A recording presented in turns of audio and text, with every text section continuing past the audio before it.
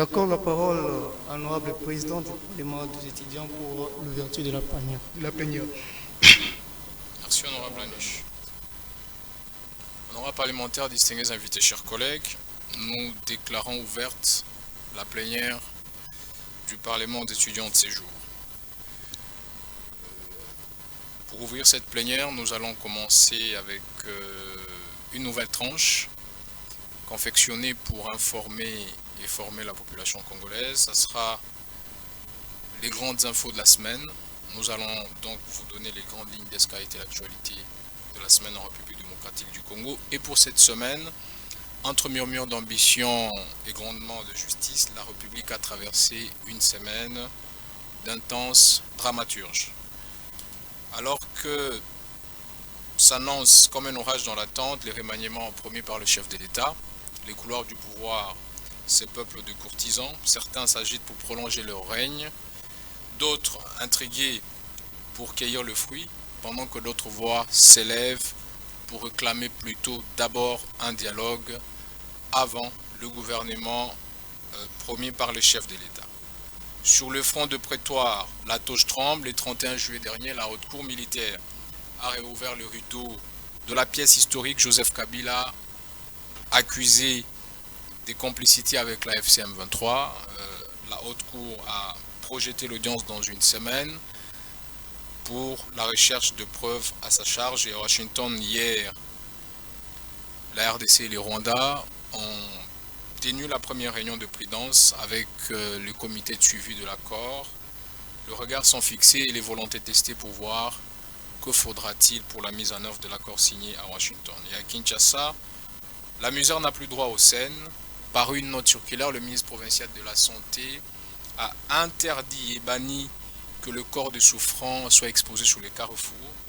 Fini les expositions de détresse donc, place à l'orientation vers les centres dédiés dans chaque zone de santé pour la prise en charge de ces malades-là. Et pour conclure, la semaine de mémoire, ce 2 août, la République démocratique du Congo commémore les Génocaustes, un cri silencieux pour les âmes fauchées, l'hymne ardent pour que l'histoire enfin reconnaisse les victimes de barbarie commises en République démocratique du Congo. Et avant qu'on démarre cette plénière, l'annonce est tombée. Matata Pogno n'est pas disparu, il est en exil, c'est ce qu'a indiqué dans une communication le secrétaire général de son parti politique, Frank Lechamala. Voilà les grandes lignes de l'actualité en République démocratique du Congo. Comme annoncé, nous allons avoir un seul invité avec un seul point inscrit à l'ordre du jour. C'est le leader Fortiti Lushima, qui est président pays, coordonnateur national de l'urgence panafricaniste en RDC, qui nous fera honneur d'échanger avec nous sur la date du 10 août.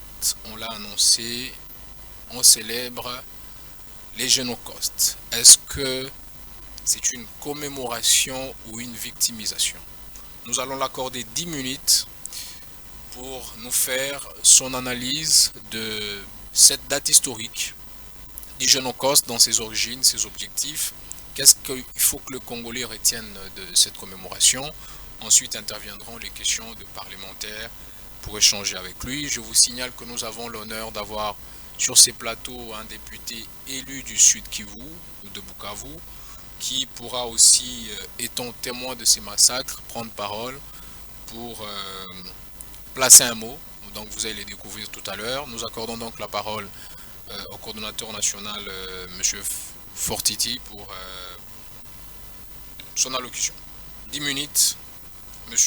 Fortifi Lushima, pour votre allocution.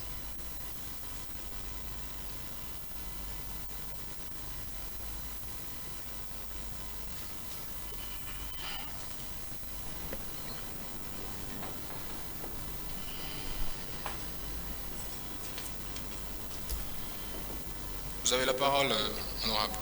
Au nom de Dieu Tout-Puissant, au nom de nos ancêtres méritants et au nom de gardien de la souveraineté congolaise, je vous salue, honorable parlementaire, honorable président et honorable membre du bureau. Avant de commencer mon allocution, j'aimerais d'abord remercier le Parlement des étudiants pour cette invitation.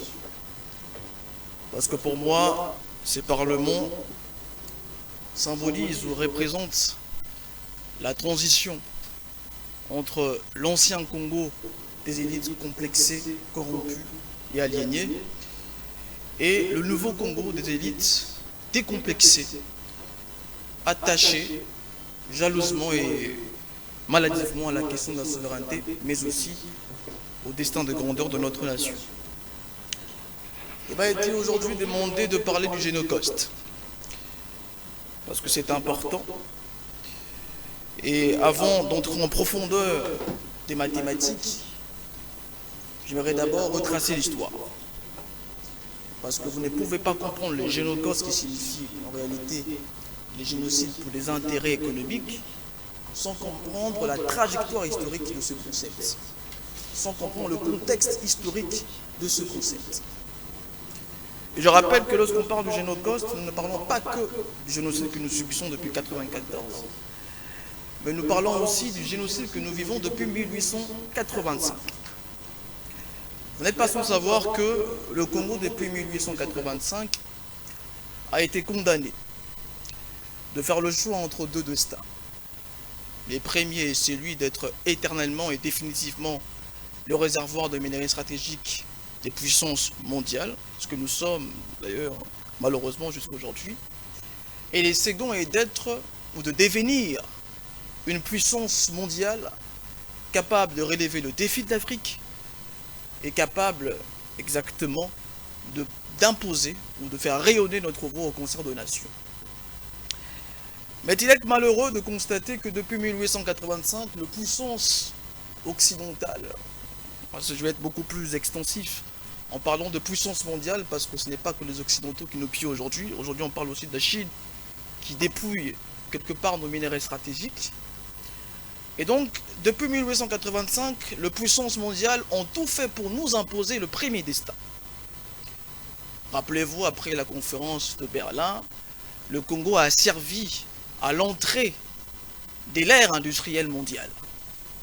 Et à l'époque, il fallait piller le caoutchouc pour fabriquer le pneu. À l'époque, il fallait nous intégrer à l'ère de l'automobile. Et donc, l'ancien roi, soutenu visiblement par les Américains à l'époque, avait instauré la terreur. Et d'ailleurs, vous vous souvenez de ce qu'on appelle le caoutchouc du sang, où on a coupé nos pères, nos grands-pères, nos grands-mères, nos ascendants, le main pour justement servir à la machine capitaliste, pour justement permettre aux Occidentaux de se positionner comme une superpuissance mondiale.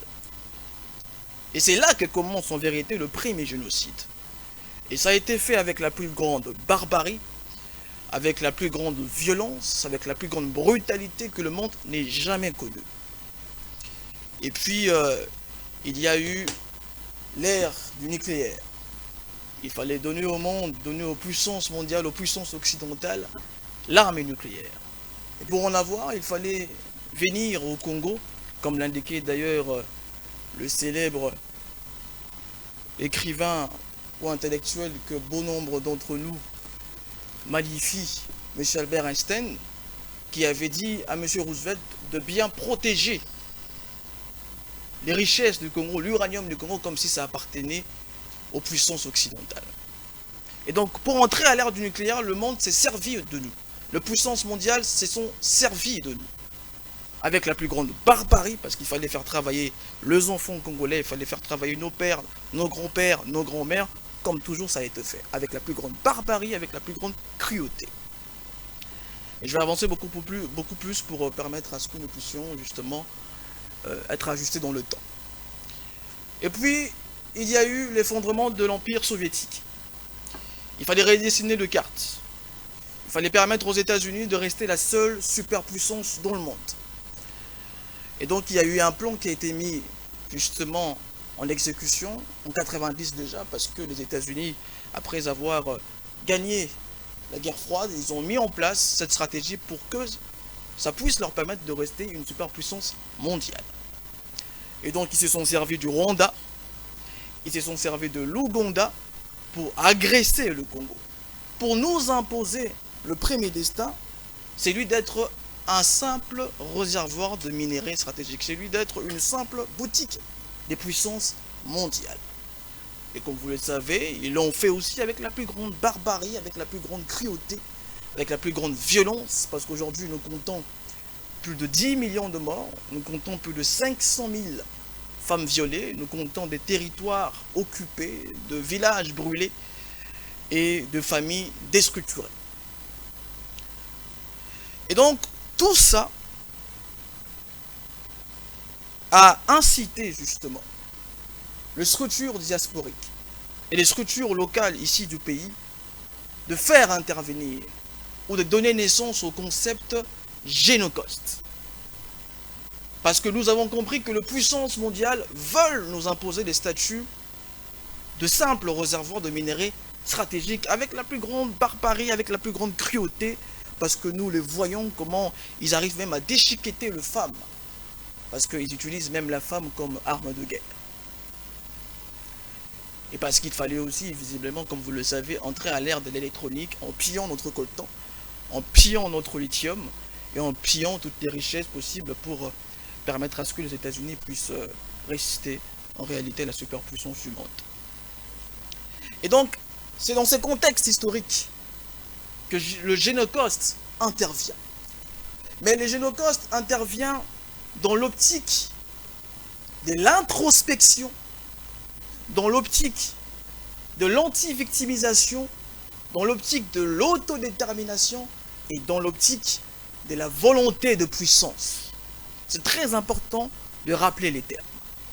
Quand j'ai dit logique d'introspection, cela veut dire simplement que le génocostes s'adresse en priorité aux Congolais. Le génocostes s'adresse en priorité à l'intérieur, pas forcément à l'extérieur.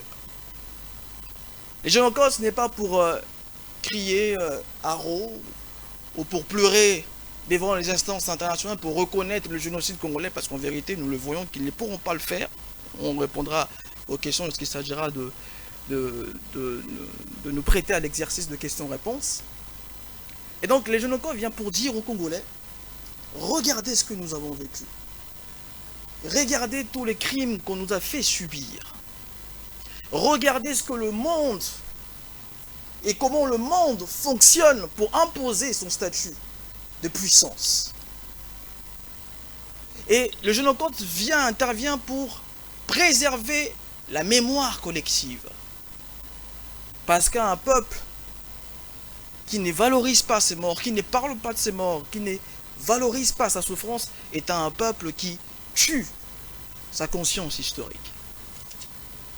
Et le génocostes vient pour questionner le Congolais. Pourquoi on doit définitivement rester la poubelle de l'humanité? Certains diront les punching balls de l'humanité. Et dans ce cadre-là, on parle de l'angoisse existentielle. Les génocostes viennent faire comprendre aux Congolais qu'il y a deux peuples qui disparaissent. Il vous reste 3 minutes. Merci, honorable président. Les génocostes viennent pour faire comprendre aux Congolais qu'il y a des peuples qui disparaissent, qu'il y a des pays qui disparaissent, et qu'il faut que nous puissions porter en nous cette angoisse existentielle, cette peur d'être dans le prochain jour, dans le prochain mois, dans les prochaines années, exterminés par les puissances mondiales parce qu'ils veulent nous imposer leur statu quo. Et le génocostes intervient aussi, comme je l'ai dit, dans l'optique de l'anti-victimisation. On n'est pas là pour pleurer. Parce qu'en réalité, c'est comme ça que le monde est conçu. Le monde, moi je le dis très souvent, que le droit international n'existe plus. Et le monde est régi par le rapport de force. Donc, lorsque vous avez de terres riches, il y aura toujours des entités qui viendront pour vous déstabiliser, pour avoir ce que vous avez. C'est comme ça que le monde fonctionne depuis la nuit des temps. Il y a eu des guerres en Europe, rapport de force, équilibre de force. Henry Kissinger en parle dans son livre La diplomatie. Et les génocostes viennent pour dire aux Congolais que si nous ne sommes pas capables de décider nous-mêmes de notre propre destinée, personne ne va le faire à notre place. Si nous n'arrivons pas justement à faire asseoir une vision de grandeur, nous ne serons jamais respectés. Parce qu'il faut reconnaître, le Rwanda est aussi dans son rôle. Le Rwanda est dirigé par Paul Kagame qui fait partie de l'ancienne famille royale rwandaise qui pensait qu'il fallait conquérir le Kivu du Congo. Donc le Rwanda est bien dans son rôle. Donc ça vient nous faire comprendre cela. Introspection, autodétermination, anti-victimisation et volonté de puissance. Et en dernier lieu, le Génocode vient pour nous dire que si nous ne devenons pas une puissance mondiale, que si le Congo ne devient pas une puissance militaire, nous serons toujours la risée de l'humanité. Nous serons toujours moqués par l'humanité, utilisés par les puissances capitalistes. Donc, Génocide veut dire génocide pour des intérêts économiques.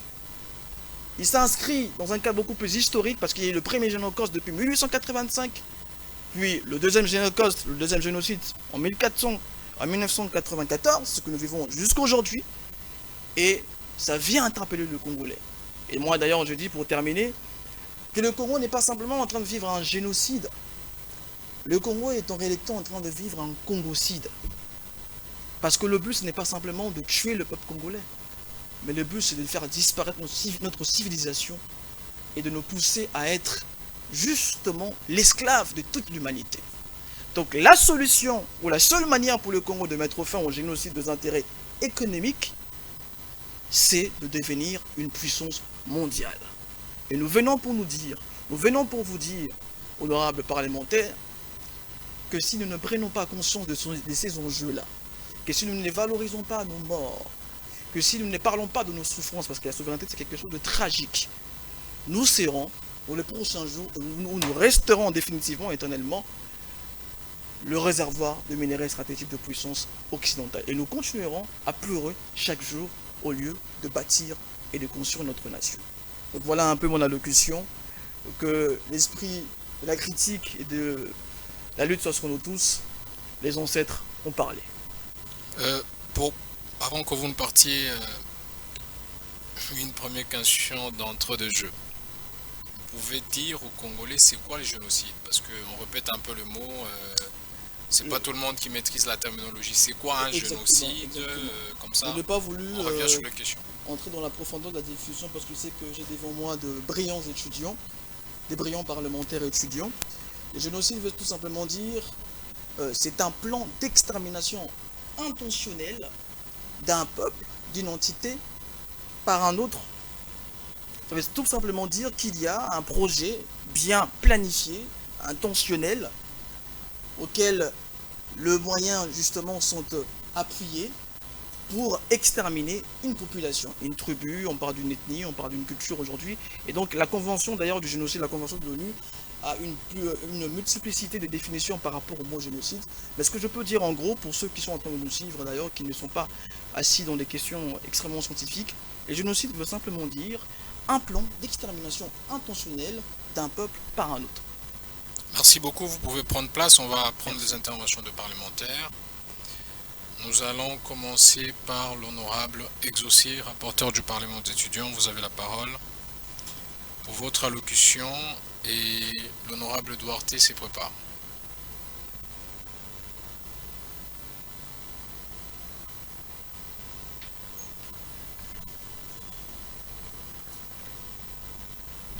Honorable Président, honorable membre du bureau, distingués collègues parlementaires. Aujourd'hui, alors que nous évoquons les génocides, il est essentiel de rappeler que ces drames n'ont pas été l'œuvre du hasard ni les fruits d'un conflit interne seulement. Les génocides, c'est aussi la trace sanglante laissée par certains voisins venus tenter et s'aimer la mort, le chaos, le viol et les pillages sur notre territoire. Honorable Président, en 2005, la Cour internationale de justice a condamné le Rwanda à verser à la RDC 325 millions de dollars américains. Le Rwanda ou l'Ouganda? Plutôt l'Ouganda, en réparation des dommages causés. À ce jour, nous ignorons encore l'état exact de l'exécution de ces jugements. Mais au-delà de cette avancée partielle, il reste un silence dérangeant. c'est lui qui entoure le rôle du Rwanda. Malgré les avancées partielles, il reste encore un silence, j'étais en train de dire, multiples agressions perpétrées sur notre territoire. Malgré toutes ces violations documentées dans le rapport Mapping, le Rwanda n'a jamais été poursuivi ni reconnu officiellement responsable. Au contraire, il réfute systématiquement toute implication et nous semblons nous contenter de ces dénis. Chers collègues, aujourd'hui encore, la RDC signe des accords de paix avec ces mêmes Rwandais, sans jamais évoquer la question cruciale des réparations dues au peuple congolais. Ma question à notre invité d'honneur est simple, concise, mais surtout fondamentale. Pourquoi notre gouvernement n'exige-t-il pas réparation pour ces crimes commis? Pourquoi semble-t-il éviter toute confrontation juridique avec un pays dont les responsabilités sont pourtant largement connues? Et est-ce par faiblesse, par stratégie ou par calcul politique? J'estime que notre dignité nationale exige une réponse claire. Nous ne devons pas parler de justice pour les Congolais tout en laissant impunis ceux qui ont versé notre sang. J'ai dit honorable président. Merci honorable exaucé. Vous pouvez répondre à chaud ou on prend une deuxième question? Vous pouvez répondre? Vous avez la parole pour donc réagir à cette question de la responsabilité du Rwanda, réparation. Vous avez la parole. La responsabilité du Rwanda, la question est beaucoup plus précise. Pourquoi le gouvernement n'exige pas de réparation à l'égard du Rwanda? Alors, je ne vais pas faire de la polémique, mais je veux simplement retracer le fait historique. Lorsque le chef de l'État, M. Félix Tshisekedi, est arrivé au pouvoir, il nous a fait comprendre que ce que le Congo vit depuis 1994 ne sont que de dommages collatéraux. Ce qu'il a dit lorsqu'il est arrivé au pouvoir. Donc lorsqu'il arrive au pouvoir, il ne parle pas de génocide. M. Tshisekedi parle plutôt de dommages collatéraux. Ça veut dire qu'il y a deux parties qui s'épatent, qui s'entretuent, sans qu'il y ait véritablement un plan d'extermination. Et puis après, l'évolution des événements a fait que le gouvernement puisse avoir de conflits d'intérêts avec le Rwanda, de conflits d'intérêts avec M. Paul Kagame. Et le ton a commencé à durcir.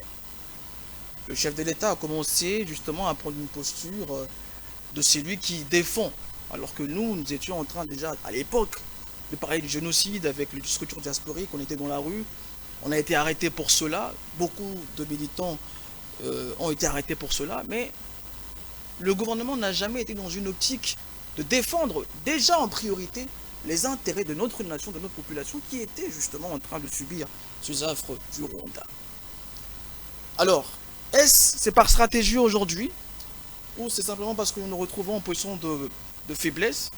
Je dis qu'il y a, à mon humble avis, un manque de connaissances accrues des subtilités géopolitiques de cette agression, de ce conflit.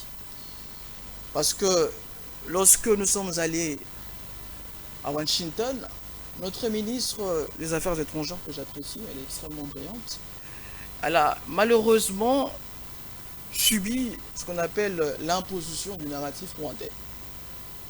Je ne veux pas non plus la déresponsabiliser, mais il faut comprendre que lorsque nous sommes allés à Washington, c'est le narratif du Rwanda qui a été priorisé.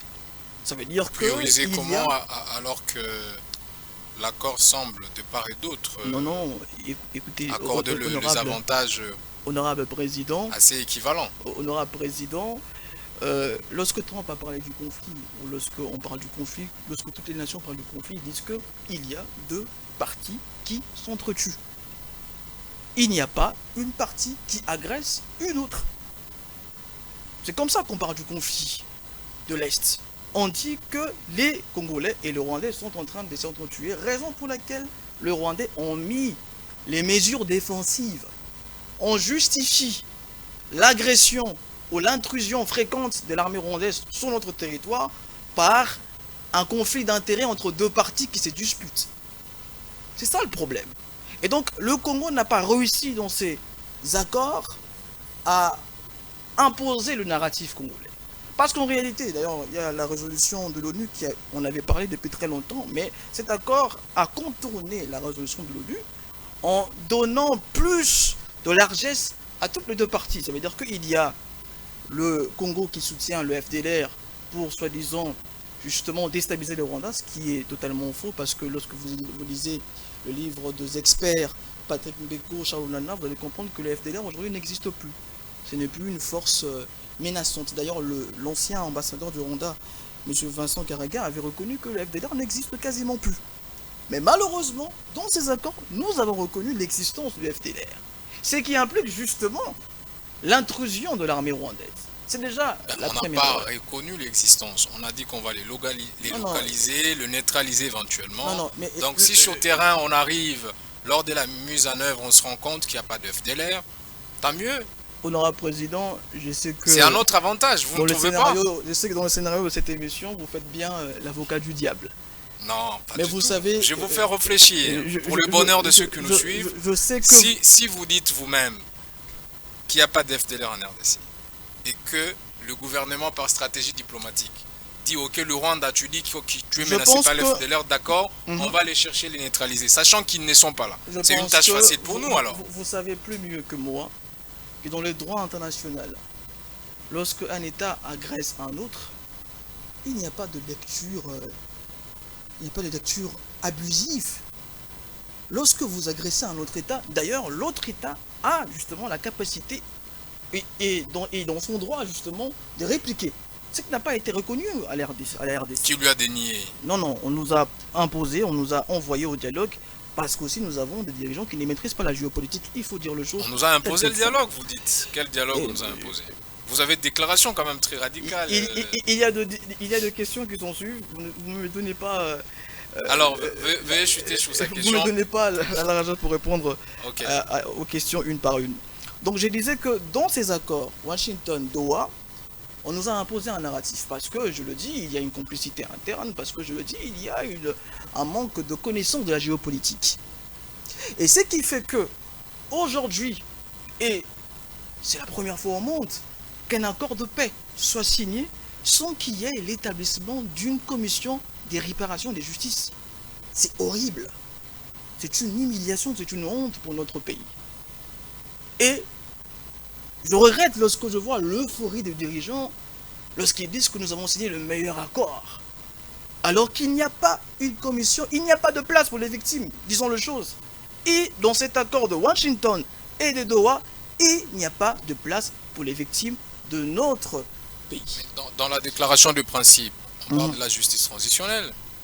On n'en parle pas? Sachant que l'accord de Doha n'est pas non plus lorsqu'il y a signé. eu, trop cher honorable président, la fin du génocide rwandais, dans quelques semaines, je pense, il faut vérifier, l'ONU a directement établi ce qu'on appelle le tribunal de paix pour le Rwanda, TPIR à l'époque. Directement. Et pourquoi ce n'est pas fait pour le Congo? Bien sûr, parce que nous sommes évidemment en position de faiblesse, et parce qu'en vérité, ils le savent. Les puissances mondiales le savent. Si aujourd'hui on met en place un tribunal, et retenez ce que je suis en train de dire, si aujourd'hui on met en place un tribunal de paix international pour le Congo, pour la RDC, les multinationales occidentales, les financiers du Rwanda seront aussi jugés. Parce qu'il n'y a pas de crime de planification sans financement. Et comme ils savent qu'ils seront mis à la barre, ils font tout pour mettre la pression sur nous. Raison pour laquelle nous disons, tant que nous n'aurons pas mis en place une puissance de feu capable de faire respecter notre souveraineté, rien ne sera reconnu pour le Congo. En réalité, c'est ça, c'est la réelle politique. Je peux bien condamner le Rwanda, mais il faut reconnaître qu'il y a un génie intellectuel et stratégique au sein de l'élite rwandaise. Il faut reconnaître cela. Et que chez nous, il y a la faiblesse. Parce qu'on est beaucoup plus préoccupé à donner plus d'argent au Barcelone ou à Monaco au lieu de financer notre armée, au lieu de restructurer notre armée. Donc, il faut le reconnaître, une faiblesse étatique, un manque de connaissances, je vais dire, accru en géopolitique, raison pour laquelle, lorsque nous allons dans des négociations, on nous impose des narratifs qui ne sont pas le nôtre, et finalement, nous sommes les dindons de la farce. Merci beaucoup. Merci, honorable Fortifi. On va prendre l'honorable Blessing pour son allocution.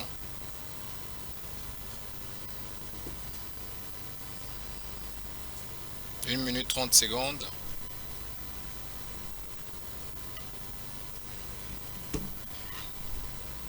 Honorable Président, honorables membres du bureau, chers collègues. À la suite de la condamnation de l'Ouganda par la Cour internationale de justice, un fonds spécial de réparation a été mis en place afin de pouvoir indemniser les victimes des crimes de guerre commis sur les sols congolais. De ce fait, honorable Président, je souhaiterais que notre invité puisse nous éclairer à ces sujets. Quel bilan peut-on dresser à ce jour de ces fonds spéciales? Et quelle est sa réelle portée sur ces victimes, au profit de ces victimes, bien évidemment? Et aussi, récemment, nous avons... excusez-moi, une minute, je vais essayer de concrétiser. Par ailleurs, des graves accusations pèsent désormais sur la gestion de ces fonds.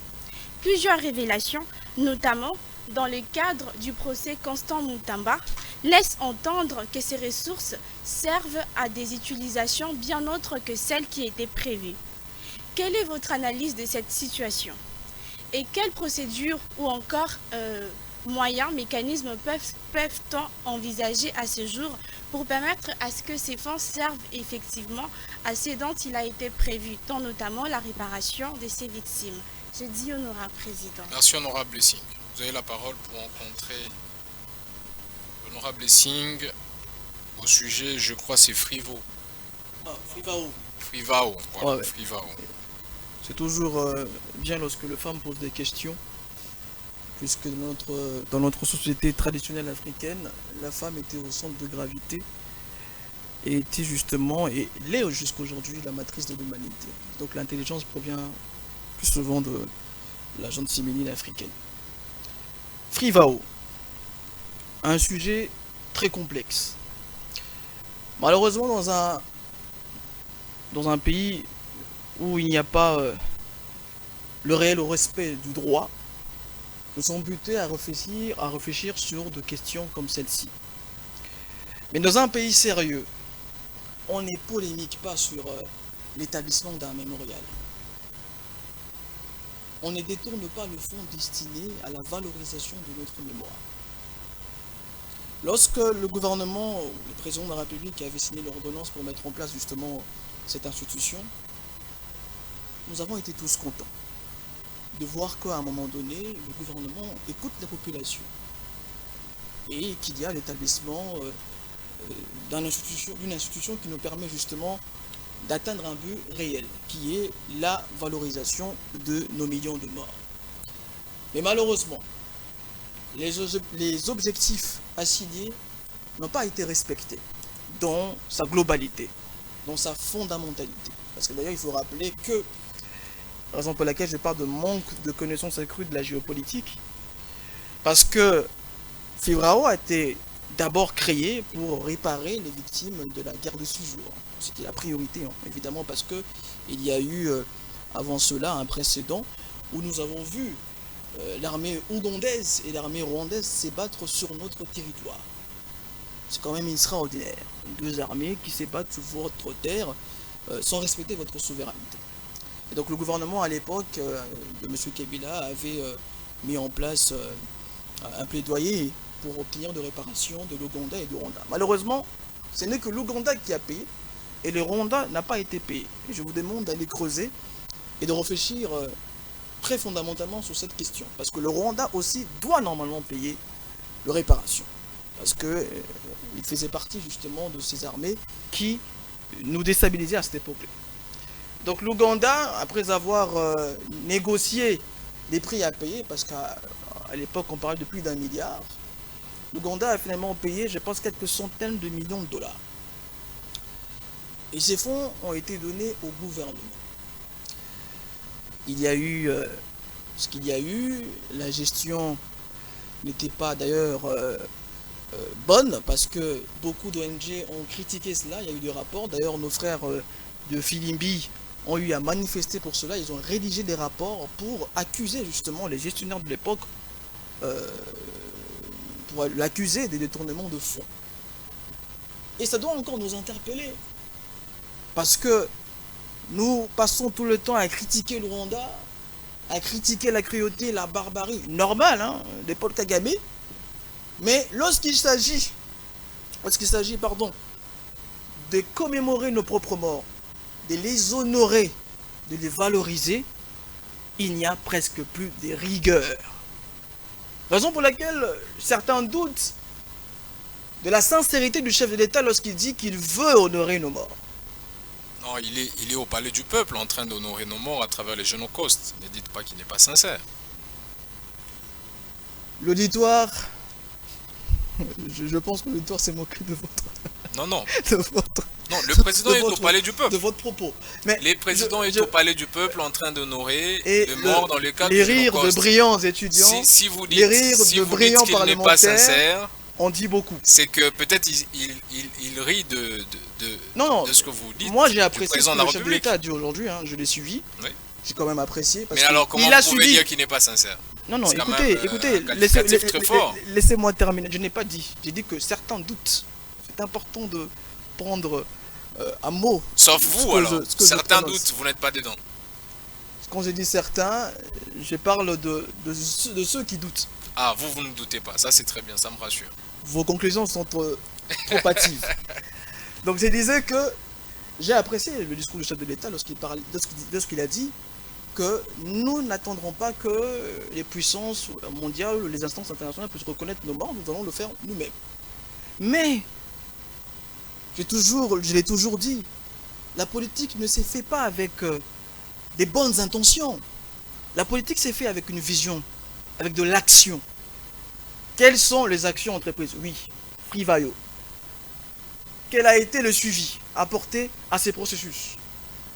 Bon, on nous dit que le monsieur qui a détourné a été arrêté puis relâché. Il y a encore bon nombre de questions là-dessus. Donc, on doit comprendre, et c'est ce que je veux qu'on comprenne aujourd'hui, très chers parlementaires, qu'on ne badine pas. On ne plaisante pas avec des questions qui s'intéressent au passé, au présent et au futur d'un peuple.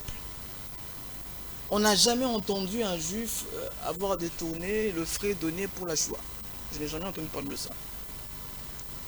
Mais lorsqu'il s'agit de nous honorer nous-mêmes, parce qu'en vérité l'initiative doit venir du gouvernement, mais ça n'a pas été fait comme cela, et je le regrette. Parce qu'aujourd'hui je ne veux pas que le service de renseignement militaire puisse encore me cibler. Donc je parle avec retenue parce que je suis aussi devant des brillants parlementaires. Donc aujourd'hui on comprend qu'il y a une déresponsabilité, ou on va dire l'irresponsabilité criante du gouvernement s'agissant de ce point-là. Et ce que nous proposons, et ce que nous l'avons déjà fait, parce que nous disons qu'il faut mettre en place un laboratoire d'intelligence stratégique. Ces laboratoires d'intelligence va permettre à ce que nous puissions réformer nos services de renseignement, militaires et financiers. Oui, on parle de l'IGF, bon, il y a aussi des rapports qui sont sortis. On a vu le ministre Moutamba mentionner le gestionnaire de cette institution, les anciens gestionnaires de cette institution, ce qui pose déjà problème et ce qui nous pousse à nous questionner là-dessus. Veuillez chuter, s'il vous Donc, plaît. les laboratoires d'intelligence scientifique, intelligence stratégique, va nous permettre justement de mettre en place, de restructurer, de discipliner nos services de renseignement pour que ces derniers puissent bien suivre le fonds alloué aux questions qui intéressent notre mémoire collective.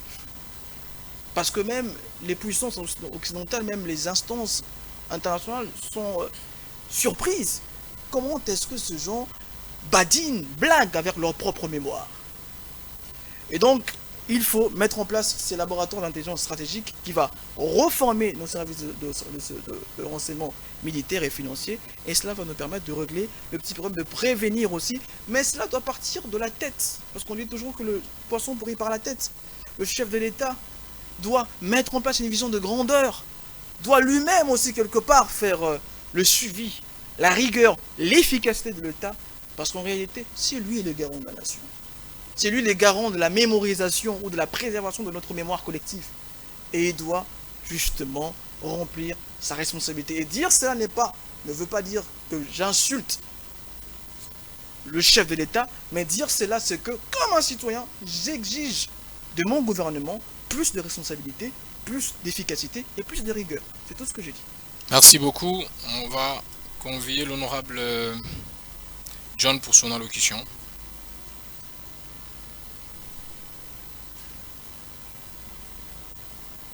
Très rapidement.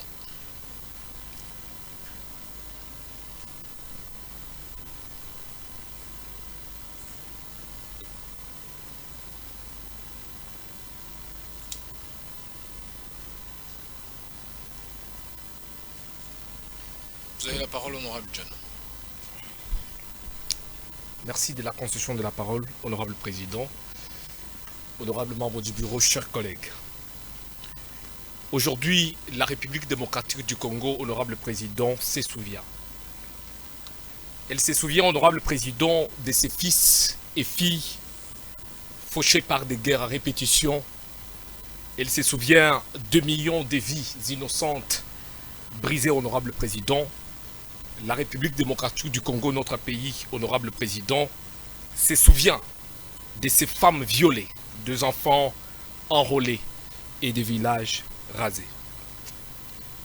Nous appelons ce drame, honorable président, Genècoste, un mot qui fusionne génocide et coup, parce que, honorable président, il ne s'agit pas seulement des massacres, c'est aussi un pillage méthodique, parce que, honorable président, il est important de souligner devant cette auguste assemblée que commémorer le Genècoste de la République démocratique du Congo, honorable président, ce n'est pas pleurer pour pleurer. Commémorer, honorable président, c'est refuser d'être une victime perpétuelle. Les Genècostes, honorable président, est la preuve tragique de notre faiblesse passée. Mais c'est surtout l'alarme d'un avenir à refuser, celui d'un peuple à genoux, dans un monde aussi brutal. Honorable président, honorable membre du bureau, chers collègues, le monde n'écoute pas le faible, il écoute le puissant. Et si notre histoire, honorable président, ne fait pas frissonner de grandes puissances, c'est tout simplement parce que les grandes puissances ne savent pas écouter les cris de ceux qui sont faibles. Parce qu'ils savent, honorable président, que malgré le nombre de cris que nous lançons, celles-ci ne sont jamais suivies d'actions stratégiques. Nous avons trop souvent pleuré, honorable président, et tout ça en vain. En vain, pourquoi? Parce que nous sommes toujours faibles. Honorable président, chers collègues, messieurs Fortiti, permettez-moi, Fortifi, permettez-moi de massacrer votre nom. J'ai une question. Excusez-moi. J'ai une question pour vous. Au-delà de la commémoration, que doit faire concrètement la République démocratique du Congo, notre pays, pour faire de notre mémoire, bien évidemment, une transformation et une puissance nationale? Nous avons dit, honorable. Merci, honorable John. Vous pouvez rencontrer sa question et l'honorable Duarte se prépare.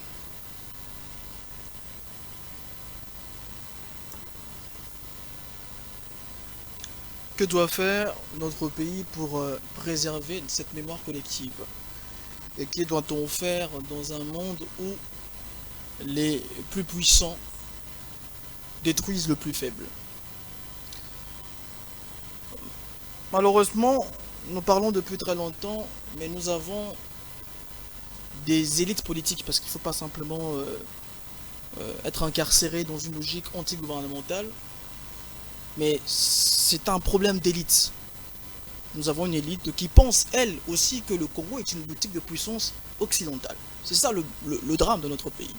Nous avons des politiciens qui pensent que le Congo est une boutique de puissance occidentale. D'ailleurs, à l'époque, il y a des opposants qui disaient à l'ancien médiateur Eden Kodjo, lorsqu'il s'agissait de mettre en place le dialogue, il disait à Eden Kodjo que faites attention, monsieur Eden Kodjo, le Congo est le jardin des États-Unis. Déjà à l'époque. Ça prouve quand même comment notre élite politique actuelle réfléchit. Raison pour laquelle je dis que ces parlements représentent pour moi la transition entre l'ancien Congo des élites complexées et le nouveau Congo des élites attachées jalousement à la souveraineté et au destin de grandeur de notre nation. Ce que nous proposons est simple. Nous l'avons dit depuis 2 années.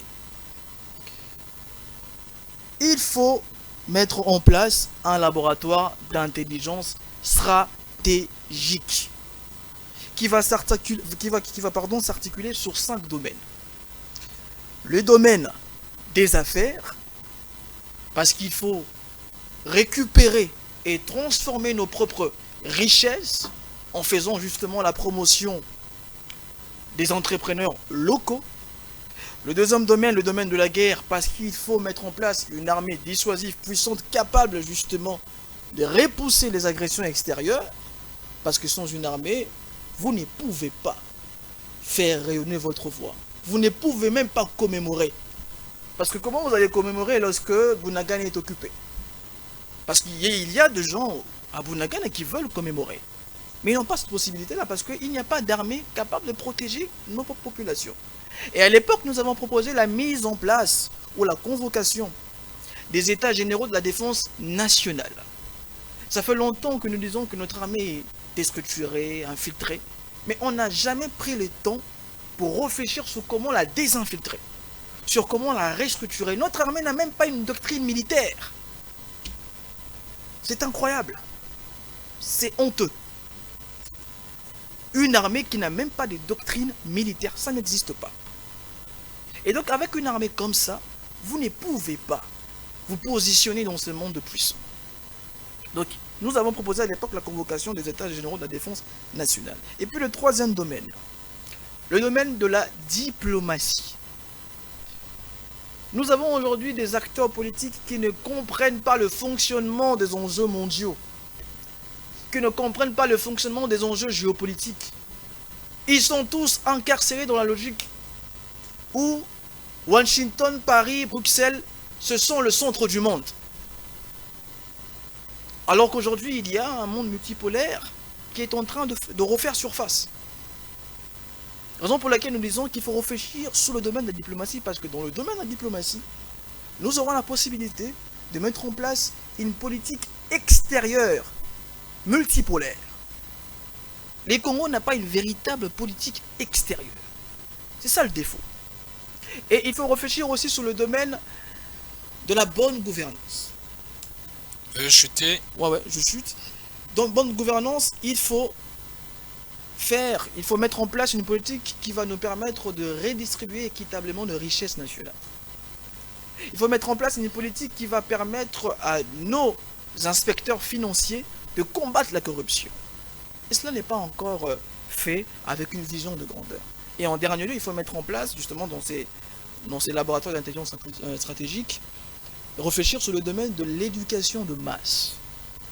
Parce qu'il faut former politiquement, géopolitiquement nos citoyens congolais. Ils doivent comprendre à quoi le Congo fait face depuis 1985.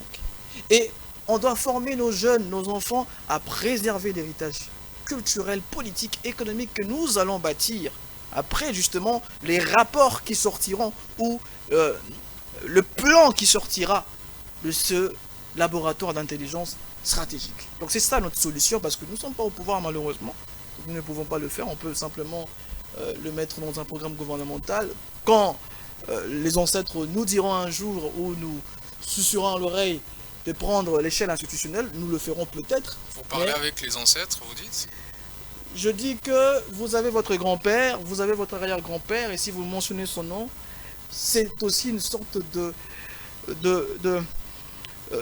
continuation idéologique, une sorte de continuation des discussions.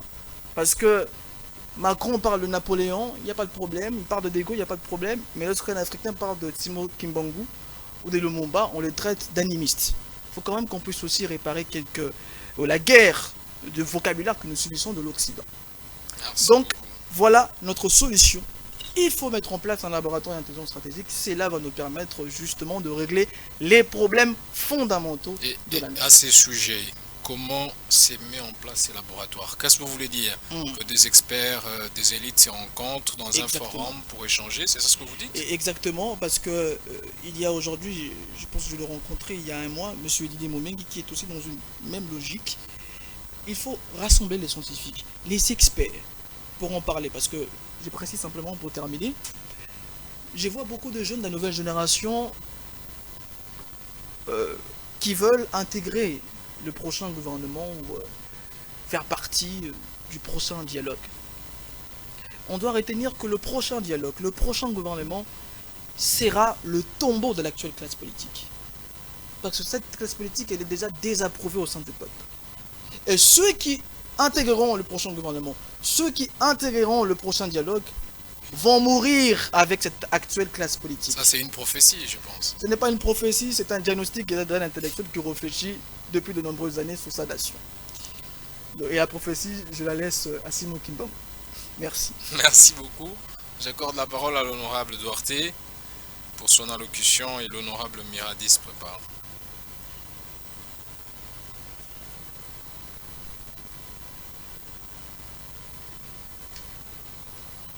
Merci, honorable président, de nous avoir octroyé la parole. Honorable président, honorable membre du bureau, chers collègues, les génocostes, c'est les prix que paye une nation déchirée par la haine, lorsque les silences du monde pèsent plus lourd que les balles. Plus de 6 millions de morts en RDC, de familles anéanties, de terres pillées, de générations sacrifiées, et pourtant l'indifférence persiste. Alors que la paix est victimocentrique, les génocostes ne se présument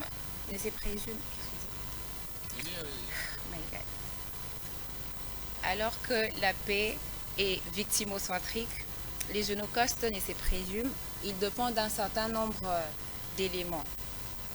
Pour ce faire, je souhaiterais inviter notre invité d'honneur à bien vouloir apporter des éclaircissements sur de préoccupations suivantes. Primo, quels sont les mécanismes envisagés pour l'identification de faits constitutifs du génocide ainsi que pour la reconnaissance officielle de victimes? Dans l'hypothèse où, ça c'est la deuxième préoccupation, dans l'hypothèse où les États étrangers impliqués refuseraient de reconnaître leurs responsabilités et que par conséquent, ils refusent également de procéder à la réparation, quelle instance ou quel dispositif allons-nous prendre en charge pour l'indemnisation des victimes? Je vous remercie. Merci, honorable Duarte. Vous avez la parole, monsieur le coordonnateur national, pour nous fixer les victimes qu'on doit réparer, qui les identifie. Voilà. Je commence par la deuxième question, ça me permettra de répondre rapidement à la première question. Alors, que devons-nous faire si les puissances extérieures ne reconnaissent pas cette démarche d'identification ou de reconnaissance de notre génocide? Même dans ces droits internationaux qui n'existent plus, il y a ce qu'on appelle l'autodétermination de chaque peuple. L'autodétermination veut dire simplement que chaque peuple a le droit de décider lui-même de sa propre destinée. Donc, lorsque l'extérieur ne vous reconnaît pas comme des humains, parce qu'en vérité c'est ça, tellement qu'on banalise la vie d'un Congolais, tellement qu'on piétine notre souveraineté, tellement qu'on piétine la dignité de notre peuple, ils ne veulent pas reconnaître cela. Parce que reconnaître cela le poussera justement à nous considérer comme une nation, alors que l'Occident ou les puissances extérieures nous considèrent comme une terra nullius. C'est ça la vérité. Donc, s'il n'y a pas, et d'ailleurs ça n'a jamais été ma logique, parce que pour moi les génocostes n'est pas pour demander aux internationaux de reconnaître ce que nous vivons nous-mêmes ici sur notre territoire, c'est notre devoir à nous, je pense que le chef de l'État l'a dit aussi. S'ils ne le font pas, s'ils font preuve de surdité, s'ils font preuve de cécité, nous devons être dans la nécessité de faire les choses par nous-mêmes. Et je pense que le FONAREF quand même le fait, même s'il y a des distances critiques à y apporter.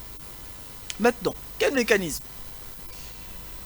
Je pense que cela relève aussi de la responsabilité de notre gouvernement. Raison pour laquelle, à la première question qui a été posée, j'ai parlé déjà du suivi ou de la rigueur qu'on doit avoir dans le traitement de ce dossier. C'est le premier point, la rigueur, le patriotisme, l'esprit sacrificiel aussi. Parce que dans la rigueur, dans l'esprit sacrificiel, dans l'esprit patriotique, on arrive justement à prioriser ces genres de questions. Parce que si on donne plus de moyens, si on est plus rigoureux avec les FRIVAO ou les FRIVAO, nous aurons des bons résultats. Cela va permettre à ce que nous puissions identifier véritablement les victimes. Et associer aussi ceux qui se battent depuis très longtemps sur ce sujet, pour ce sujet. Il y a le docteur Mukwege, un excellent docteur, qui répare le femme, même si je n'aime pas ce terme, réparer le femme, qui en parle et qui a pu traiter plus de 5000 femmes, psychologiquement, matériellement, physiquement, financièrement parfois. Et il faut associer ces genres de personnes. Mais tout ça doit se faire dans la sincérité.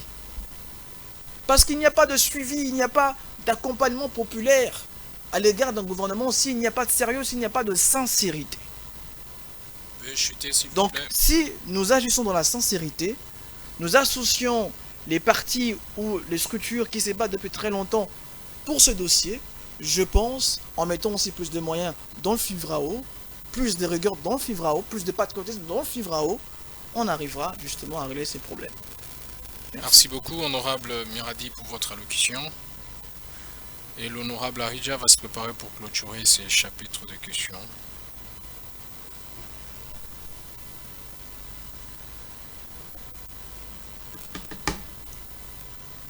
Je tiens à remercier le bureau pour l'octroi de la parole, laquelle me permet de contribuer à cette réflexion d'intérêt général. L'honorable président, l'honorable membre du bureau, chers collègues, comme l'a dit Elie Wiesel, rescapé de l'Holocauste, ne pas parler c'est être complice. Pendant plus de 2 décennies, le génocide congolais, ce génocauste, s'est déroulé dans un abandon quasi total. L'État, pourtant détenteur de l'obligation de protéger ses citoyens, a laissé ces derniers exposés à de la barbarie. Des femmes violées, des enfants massacrés, des villages ravagés, des vies brisées. Et jusqu'à présent, aucune action institutionnelle à la hauteur de ce qui a été fait. Je dis en cela que cette carence étatique n'a pas seulement prolongé les souffrances de ces derniers, elle a contribué à la destruction progressive de notre mémoire nationale, pilier fondamental de toute reconstruction collective. Joseph Staline disait à 100 ans que la mort d'un homme est une tragédie, la mort d'un million, une statistique. Mais derrière, chez les chiffres, il y a des visages, des mères qui pleurent leurs fils, des survivants qui sont dans le silence, des regards éteints. Honorable Président, la création du FONAREF a certes apporté un début de réponse, des soins médicaux, un accompagnement psychosocial et quelquefois des tentatives de réinsertion économique. Mais sans reconnaissance politique, sans poursuite judiciaire significative et sans réparation intégrale, peut-on réellement parler de justice? C'est dans ces cadres précis que je pose 3 questions fondamentales à notre invité ici présent, M. Bouchima. Quelles mesures concrètes le gouvernement entend-il prendre pour garantir une reconnaissance juridique officielle sur le plan international du Génocauste comme génocide? La première question, la suivante. Comment justifier l'inaction prolongée de l'État face à la souffrance des victimes quand son rôle premier est de protéger et de réparer? La seconde. Et pour finir, le FONAREF peut-il dans ce contexte d'oubli organisé être considéré comme un véritable modèle de réparation de victimes? J'ai dit. Merci honorable Miradi. Monsieur le coordonnateur pour répondre.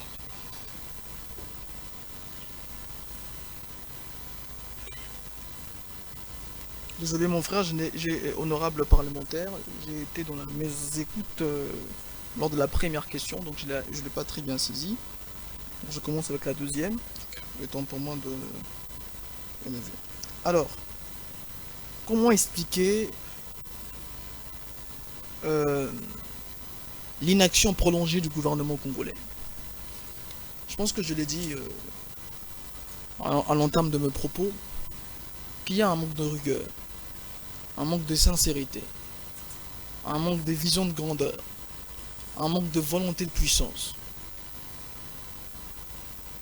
Face aux autres peuples, je ne le dis pas, parce qu'on a souvent l'occasion de rencontrer les Russes, les Chinois, les Iraniens, on ne le dit pas. Mais lorsqu'on est en Inde, il faut qu'on en parle quand même. Lorsque vous prenez la latitude de récupérer des génocidaires,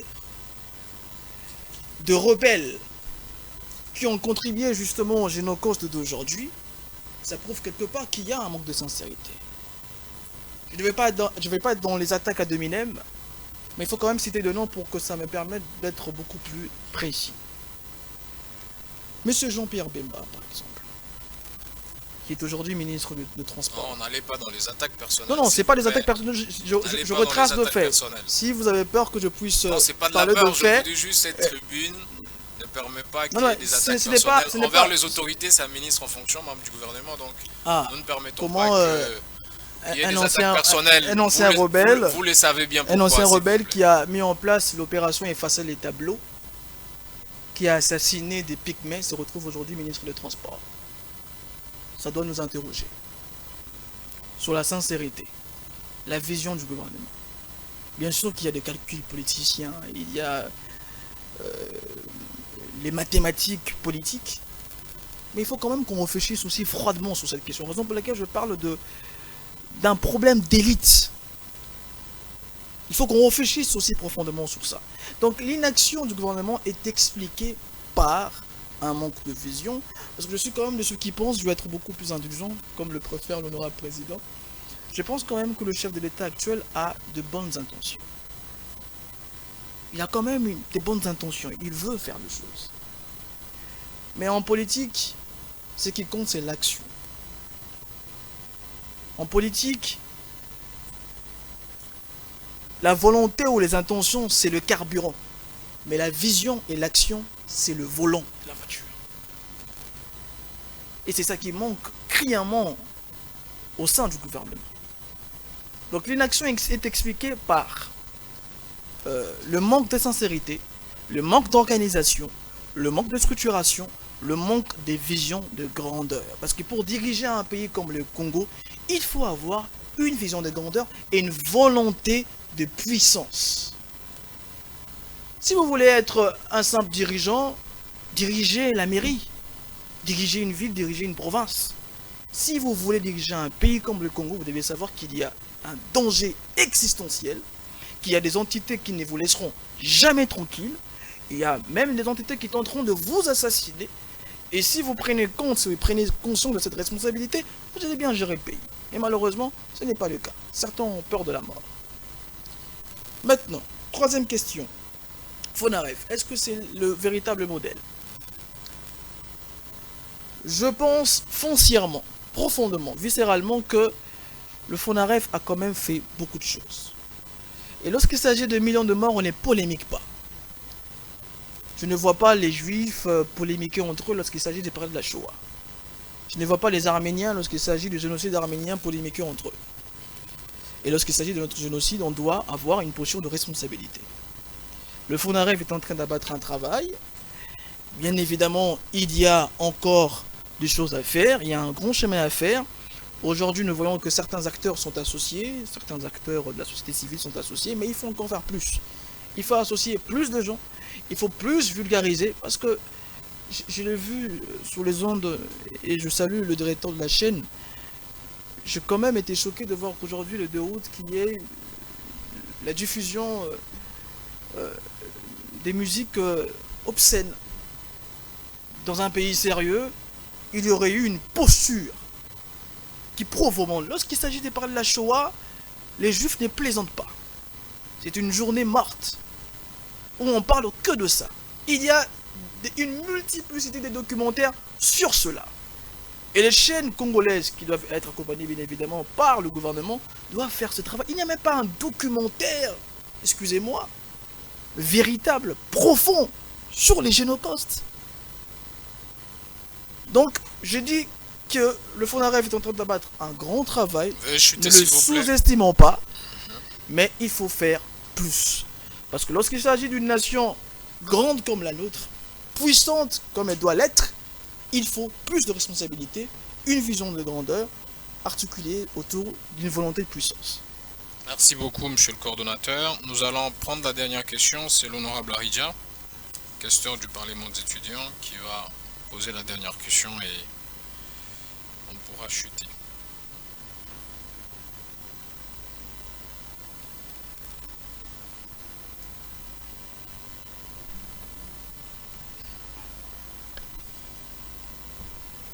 Honorable Président, honorable membre du bureau, distingués parlementaires.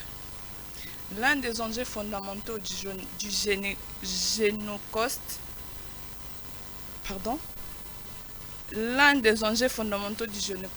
demeure sa reconnaissance sur la scène internationale.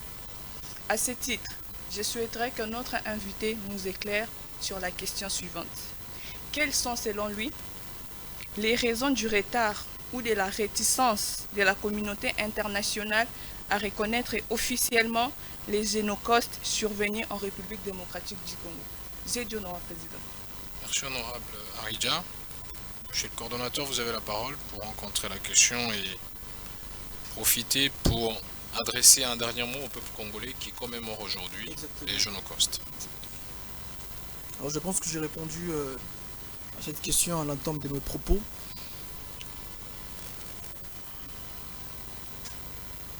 Il y a un travail à faire, un travail interne à faire. Les puissances occidentales, les puissances régionales aussi, il faut en parler, parce qu'ils ont aussi un projet expansionniste, ne reconnaîtront, à mon humble avis, peut-être pas aujourd'hui, les génocides de Congolais. Parce que si on reconnaît les génocides de Congolais, il faut mettre à la barre le Rwanda, il faut mettre à la barre l'Ouganda, il faut mettre à la barre des personnalités politiques régionales, il faut mettre à la barre les multinationales américaines, il faut mettre à la barre les multinationales canadiennes et d'autres puissances étrangères. Donc, tant que nous ne serons pas une puissance militaire, tant que nous ne serons pas un grand pays, tant que nous ne construirons pas une nouvelle civilisation qui se base sur l'identité nationale et la volonté de puissance, je ne pense pas que ces États vont reconnaître notre souveraineté, vont reconnaître notre souffrance, vont reconnaître justement nos douleurs. Ça ne se fera pas tant que nous ne serons pas puissants. Il y a beaucoup de responsabilités, il y a beaucoup d'acteurs qui rentrent en jeu, il y a l'entreprise Sony, il y a l'entreprise Microsoft, il y a beaucoup d'intérêts en jeu. Et le faire maintenant, c'est mettre en danger certains intérêts économiques. Donc il faut qu'on puisse beaucoup réfléchir sur ce sujet. Si je dois adresser un message pour conclure sur mon intervention, je pense qu'on doit tous prendre conscience du fait que nous vivons une crise existentielle sans précédent. Ils veulent commettre ce que j'appelle les congocides. Ils veulent nous faire disparaître. Ils ne veulent pas que nous soyons les véritables possédants de ce pays. Que nous soyons le véritable détenteur de nos richesses. Ils ne veulent pas cela. C'est bien de parler de nos millions de morts. C'est bien de les honorer.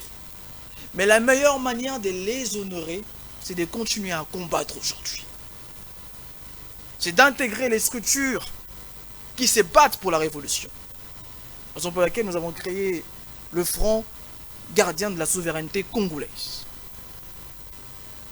Là où ils sont nos millions de morts, ils ont besoin de voir le Congolais en train de se battre et peut-être même dans un futur proche, faire subir aux extrémistes Tutsis rwandais ce qu'ils nous font subir aujourd'hui. La meilleure manière de les honorer, de les commémorer, de les valoriser, c'est de devenir une puissance mondiale. C'est le destin que certains ne veulent pas pour nous. Et s'ils ne veulent pas pour nous, on doit le faire pour nous. Le Congo est en danger. Nous sommes tous en danger. Nos enfants sont en danger. Nos futurs petits-enfants sont en danger. Prenons conscience de ce fait. Aujourd'hui, chaque peuple est en train d'imposer son identité dans le monde, quitte à faire disparaître les autres. Trump s'est levé un jour, il dit qu'il veut occuper la Groenland, qu'il veut faire du Canada la 51e province des États-Unis. En France, vous voyez la montée de l'extrême droite. Ils veulent imposer la puissance française. Vous voyez en Russie la reconstitution de l'empire russe, de Pierre le Grand. En Corée du Nord, il y a un Kim Jong-un qui dit que mon pays ne peut pas être le valet de puissance mondiale. Vous allez en Chine où il y a la reconstruction de l'empire chinois. Donc le monde est en train de changer. Il y a une reconfiguration du monde. Et cette reconfiguration est basée sur le rapport de force. Vous n'êtes pas puissant, on vous écarte. On vous domine. On vous fait disparaître. Un peuple qui n'est pas fort en ce 21e siècle avec une arme nucléaire, avec une économie puissante, avec des entrepreneurs locaux puissants, ces peuples-là continuera à être l'esclave de peuples puissants. C'est cela mon message. J'aimerais bien vous donner un message de douleur pour vous faire ressentir cette douleur que je ressens en moi, mais je n'ai que ça comme propos aujourd'hui. Mettons dans notre tête que le Congo, soit nous sommes une puissance mondiale, soit nous sommes une boutique des minerais stratégiques de puissance mondiale. Il n'y a pas de demi-mesure. Les ancêtres ont parlé. Merci beaucoup, monsieur le coordonnateur national. Depuis le début, vous citez toujours les ancêtres. J'espère qu'à la fin de l'émission, vous me montrerez les secrets pour me relier aussi à mes ancêtres. Merci de nous avoir entretenus sur ces sujets combien importants. J'espère que vos messages, parfois très durs, arrivent aux oreilles de ceux qui veulent bien l'entendre pour que les lignes bougent, que la rigueur soit de mise et que la question de notre mémoire collective soit prise au sérieux et très au sérieux. Pour chuter, nous allons, comme nous l'avions annoncé, accorder la parole au député provincial du Sud Kivu, élu de Bukavu, l'honorable Amani Katembera Didier, qui va placer un mot sur les Génocost et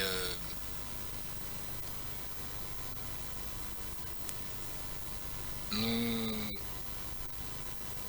dire, lui en tant qu'élu, qu'est-ce qu'il pense et quel message il peut adresser à tous les compatriotes qui sont en ce moment. À Bukavu, vous avez la parole, quelques minutes pour vous adresser aux concitoyens que vous suivez. Merci beaucoup de la parole m'accorder. Honorable président du Parlement des jeunes étudiants de Kinshasa, honorable parlementaire étudiant de Kinshasa, bonjour. Alors, avant d'entrer dans le vif du sujet, je demande une minute de silence pour tous ces morts, les 10 millions de morts qui sont malheureusement tués par cette guerre qui a fait 3 décennies sur notre territoire national. Une minute de silence.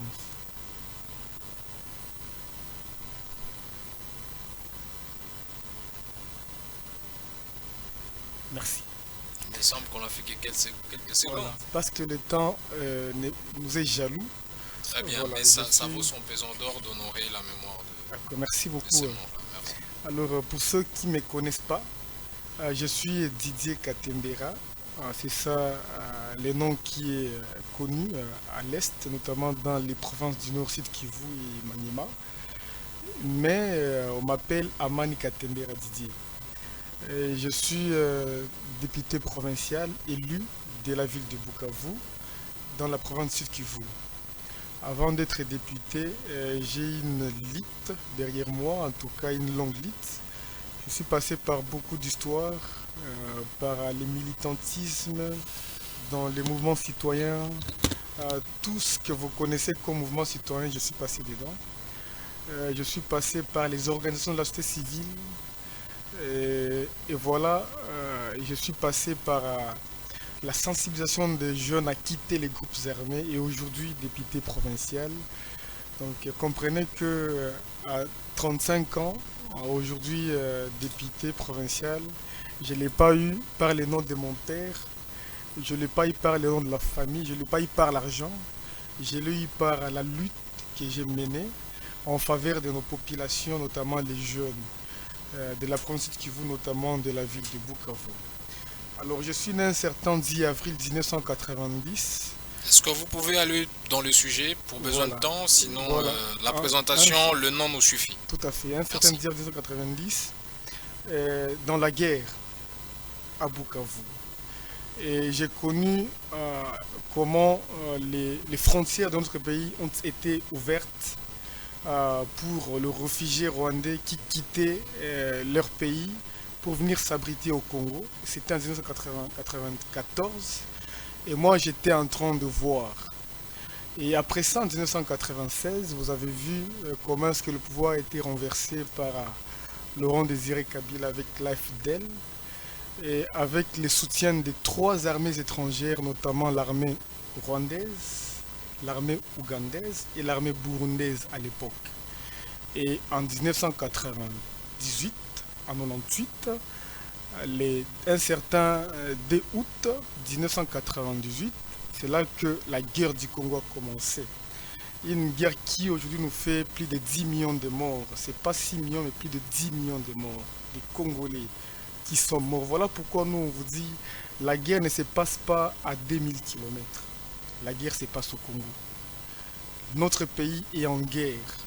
Voilà pourquoi nous avons toujours condamné ces politiques ou ces politiciens qui disent que la guerre est à l'Est. Non, la guerre n'est pas toujours seulement à l'Est. Parce que vous vous rappelez, en 1998, lorsque la guerre du Congo a commencé, nous avions eu 3 rébellions, notamment dans la partie ouest avec l'MLC, dans la partie est avec les RCD, et dans la partie nord-est, parce que le RCD s'était plié en 2 groupes, l'RCD KML qui était dans le nord-est et l'RCD Goma qui était dans la partie est. Et là, nous allons évoluer jusqu'en 2001 où Laurent Désiré Kabila, des mémoire, a perdu sa vie, il a été assassiné ici à Kinshasa. Et en 2003, c'est là que notre constitution, vous le savez, a été promulguée et tout à travers un dialogue des Sans City. Il y a beaucoup de choses qui se passent là-bas. Je peux me tromper par rapport aux dates ou aux années, mais c'est ça. Et donc, en 2003, 2003 ou 2002, je ne sais pas, on a créé un gouvernement avec un président et 4 vice-présidents pour savoir se partager les gâteaux à travers ce qui était discuté à Sun City. On s'est bien partagé les gâteaux, mais après ça, la guerre a commencé. Et là, on a connu plus de 200 groupes armés entre 1998 et aujourd'hui. On connaît plus de 200 groupes armés locaux, mais aussi autour de 5 groupes armés étrangers, notamment parmi lesquels vous avez les M23, qui a connu autant de noms. Ça a commencé par les RCD, puis les CNDP, après les M23-1, les M23-2, je ne sais. Et l'MLC, lui, a pris fin quand les génitaires Bemba est entré au gouvernement.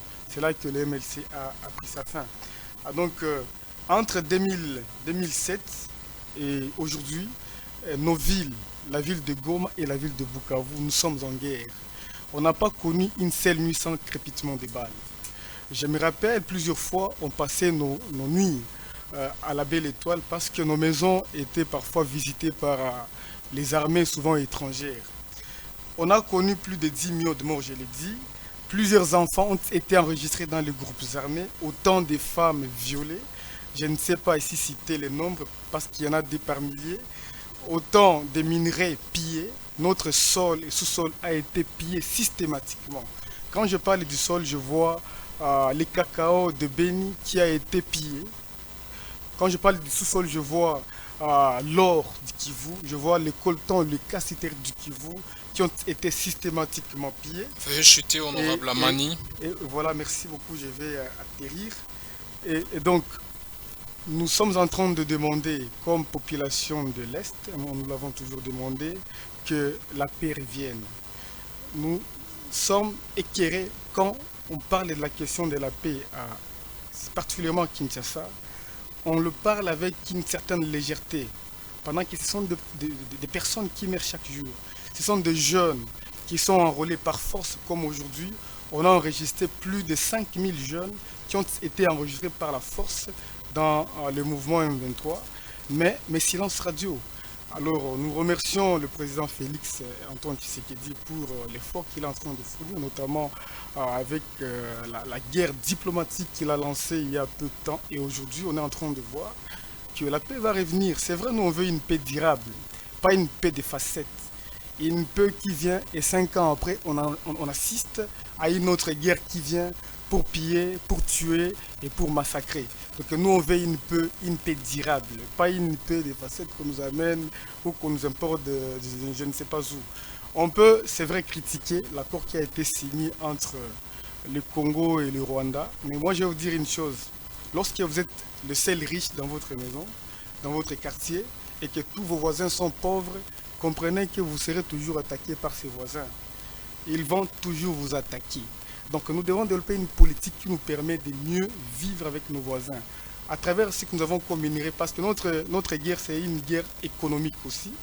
Nous devons développer des stratégies qui nous permettent de mieux vivre avec nos voisins. Si par les transports de nos minerais, je ne sais pas, si par des partenariats gagnant-gagnant qu'on signe, aussi bien avec les multinationales en Europe, que des investisseurs étrangers, africains ou non, qui viennent et travaillent au Congo, nous, on n'a pas de problème. L'essentiel, c'est que les Congolais, les peuples congolais vivent de ces richesses et que dans la paix, on construit notre pays, dans la paix, on développe notre pays. Voilà, je n'ai pas eu assez de temps pour tout ce que j'avais malheureusement, mais s'il y a une question qui m'est orientée, je suis là, je peux répondre à une seule question. Alors, on trouvera tout le temps de programmer une plénière tout entière avec vous pour échanger sur la situation du Kivu. Mais moi, je vais vous poser 2-3 petites questions et je vous accorderai 2 minutes pour répondre rapidement. Vous êtes à Kinshasa, alors qu'au sud Kivu, il y a la crise. Qu'est-ce que vous faites, vous, député provincial à Kinshasa? Bon, merci beaucoup de la question posée. Je suis à Kinshasa, pourquoi? D'abord, nous sommes en vacances parlementaires. Les vacances se font à la base. Attends un peu. Nous sommes en vacances parlementaires. Donc le député, quand il est en vacances parlementaires, il peut aller où il veut dans son pays.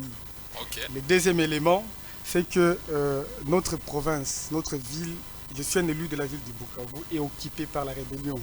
Et quand on est élu député, on a un mandat du peuple. On travaille avec un pouvoir légalement établi. Et donc le pouvoir légalement établi n'est pas dans ma ville.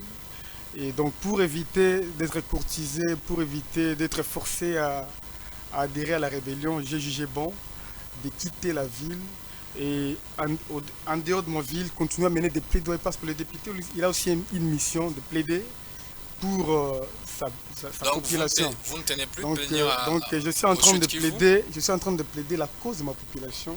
Chaque fois que je suis là, je parle aux autorités pour faire pression et que la paix revienne au sud Kivu, au nord Kivu. Le temps que je suis là, j'ai mené autant de plaidoyers. Ça fait combien de temps que vous êtes à Kinshasa, s'il vous plaît? Ça fait déjà 2 mois au total que je suis là.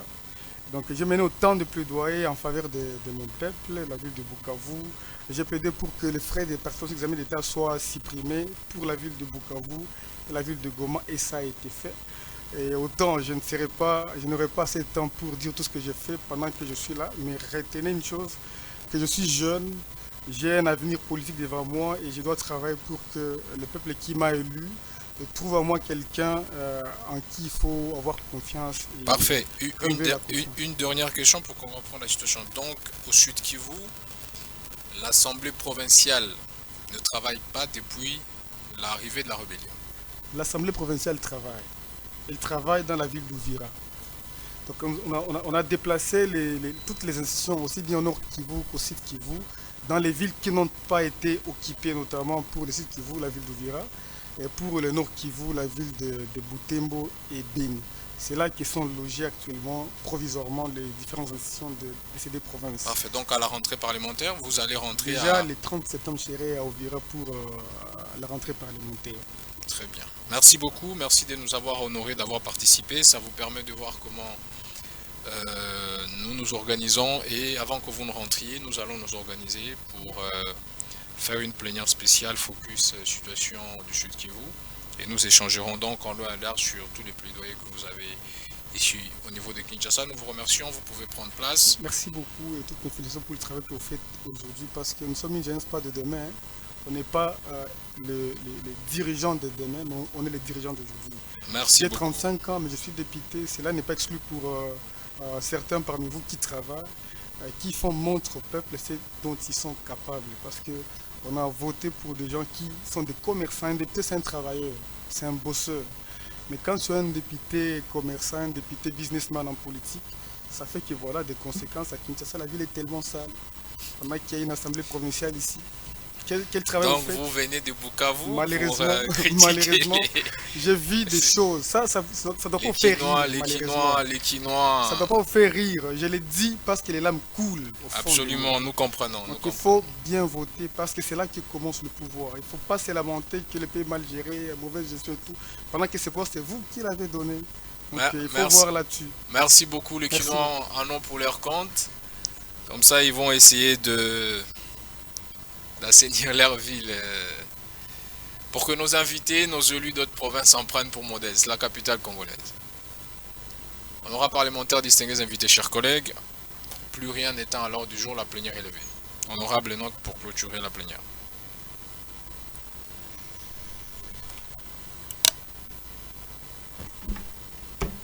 Merci honorable président. Nous allons libérer les bureaux du Parlement d'étudiants, ensuite les invités et après les honorables parlementaires.